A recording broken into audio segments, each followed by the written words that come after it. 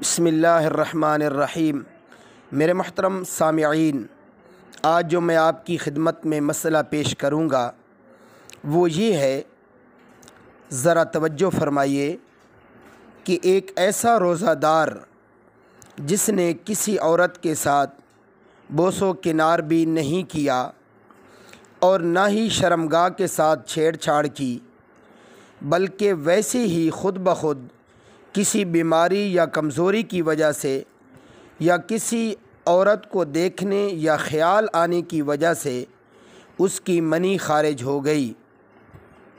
تو کیا اس صورت میں اس کا روزہ ٹوٹ جائے گا؟ تو میرے محترم سامعین، یہ مسئلہ آپ ذہن میں رکھیں کہ اس سے روزہ اس کا نہیں ٹوٹے گا، لیکن اپنے اختیار اور ارادے سے یہ بندہ بد نظری میں مبتلا ہوا ہے، لہٰذا اس عمل سے منع بھی کیا گیا ہے کہ روزے کی حالت میں یا ویسی بھی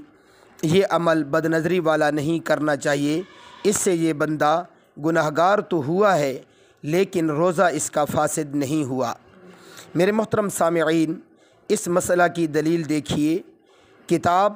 ماہ رمضان کے فضائل و احکام، صفحہ نمبر 222۔